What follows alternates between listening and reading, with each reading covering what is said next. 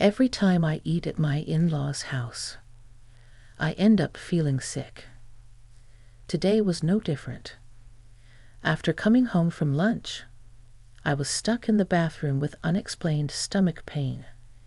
"Hey, are you okay? You barely ate anything today."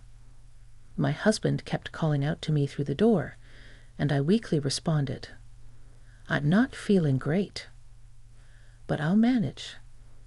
Still, it was much better than when I first rushed into the bathroom after getting home. When I finally came out, my husband was standing there, looking worried, car in hand. "Lisa, you look pale. We should go to the hospital," he said, apparently holding the car keys ready to take me. Maybe I'll be fine if I lie down," I replied, not wanting to make a fuss. "Well, I ate the same thing and I'm fine. But you're delicate, Lisa," my husband said, attempting to lighten the mood with his usual joke. But today, I couldn't laugh. I'm not from a wealthy family, and I'm not a delicate lady. But when my husband first met me, he thought I looked fragile and assumed I was some kind of princess. Love is blind, they say. David idolizes me, maybe by 130%. But it's true that I have a sensitive stomach, probably inherited from my parents. I was raised by a very hygiene-conscious mother, always careful about expiration dates. I have been careful not to eat anything that is even slightly rotten. On the other hand, my husband David's family doesn't care about expiration dates at all. They'll eat expired canned food, milk, and yogurt without a second thought. They're a big, hearty family, always eating and laughing. I was initially overwhelmed by their energy, but they're good people, just like David. Still, my mother-in-law buys 5 bottles of milk a week. Even though it's just her and my father-in-law, their fridge is always packed with food of unknown age. So that's probably why I always end up with an upset stomach. I'm Lisa, a 32-year-old office worker. I married David 2 years ago. He's the eldest of 5 siblings, with 3 younger brothers and 1 sister. The second and third siblings have moved out for their jobs and marriage, and only the 4th still lives at home. We considered moving in with them, but their house is old and cramped. My father-in-law, Joseph, suggested we save up and build a new house for all of us. I was grateful for that and had a good impression of him. I thought I could do well with this father-in-law. But then, something unexpected happened. About a year after we got married, the youngest sibling moved out for work. My father-in-law said, "Now all our children are grown, and we can relax." He looked very emotional. We finished cleaning up by noon, and it was 11:30 when I glanced at the clock. Just as I was about to signal David that it was time to go, my mother-in-law, Jessica, called out from the kitchen, "Everyone, lunch is ready. Come and eat." I tensed up at the sound of her voice. I can't handle her cooking. It always gives me stomach pain. At first, I thought it was just nerves, but something was off. But it seems strange.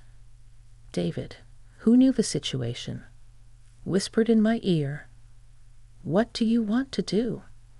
Should we go? I can just not eat when they've gone to the trouble of preparing it." I replied, "Let's eat it." "It's okay," I replied, lacking enthusiasm. "Just in case. I take some antacid I always carry with me." When I walk into the kitchen, my mother-in-law hands me a plate with a big smile. "Lisa, you're so skinny. Eat up." Ah, yes, thank you. You've helped us a lot today. Don't hold back. Eat, my father-in-law says, also smiling. I scan the table and see hot dogs lined up on a large plate. This shouldn't upset my stomach. Watching my brother-in-law, who's already eating, I grab a hot dog. I can't help but smile after the first bite.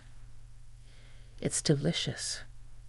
It's a bit salty, but it doesn't taste off.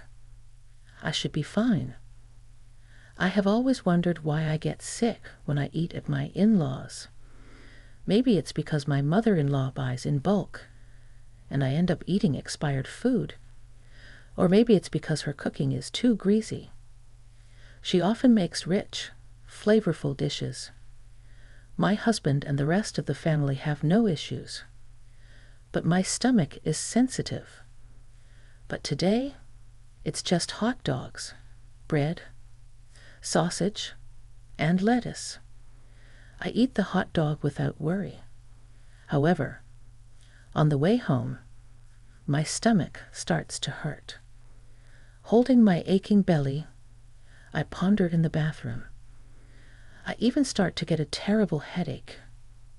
Being in a cramped, hot space on a scorching day like today makes me feel faint. I was already tired from helping my in-laws clean their house under the strong sun.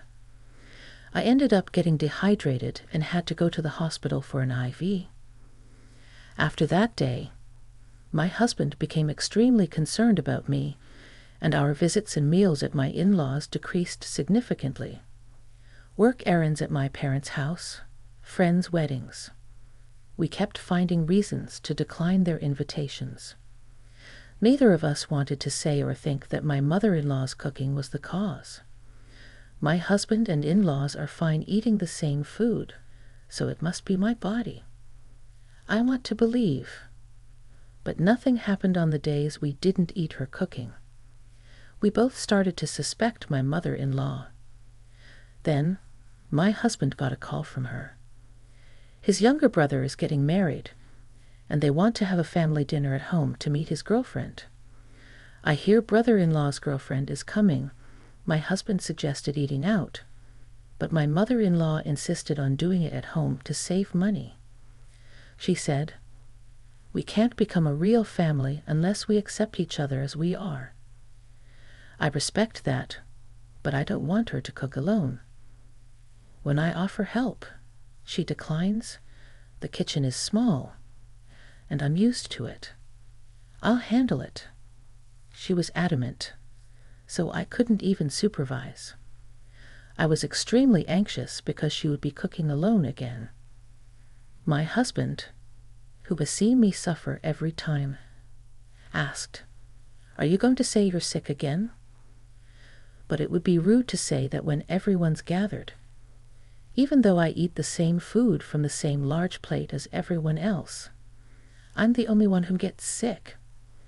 I can't help but suspect my mother-in-law is doing something, but it's baffling. Lately, even a small amount makes my stomach hurt. Just take it easy, okay? My husband kindly reassures me. Then comes the day of the meet and greet. 13 people gather at my in-laws' house, including us, my husband's second younger brother and his girlfriend, and my sister-in-law's family with their kids. We sit closely packed, divided between the small kitchen table and the living room. Place cards written by my mother-in-law are already set. My husband sits next to me. The dinner starts, and we toast. My husband with beer and me with iced tea.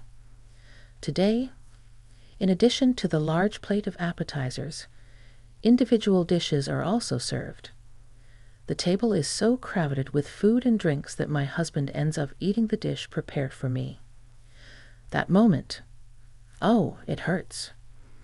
My husband clutches his stomach and doubles over. When I look at him, he's grimacing in pain. "David," I shout, panicked. The room falls silent at my outburst. What's going on? Are you drunk? My father-in-law, sitting diagonally across from us, asks hurriedly. My mother-in-law, who had been bringing food from the kitchen, stops and stares at the strange scene, then at me, my husband, and the plate in front of us. David, you didn't. Her face turns pale, and she yells, "Spit it out. Spit out all the food that was meant for Lisa. You shouldn't eat it." That's when it hits me. Why does David have to spit out the food if he ate mine? Jessica, did you put something in it? She looks like she has been caught, but it's too late. So you're saying the reason Lisa always gets sick after eating Mom's food is my husband glares at her, still in pain. Flustered, she tries to rush us out. Never mind that. Go to the hospital. Lisa, get the car. I put aside my suspicions about her for now and start gathering our things to take my husband to the hospital. I need the bathroom. My husband rushes to the toilet. 5 minutes? 10 minutes. He doesn't come out. Everyone else, including my brother-in-law and sister-in-law, waits anxiously without touching their food. I hear my husband's groans and get increasingly worried. I'd also get a stomach ache from stress. Finally, after about 15 minutes, he comes out. Sorry to keep you waiting. I feel much better. My husband emerges from the bathroom, looking surprisingly refreshed. Are you okay?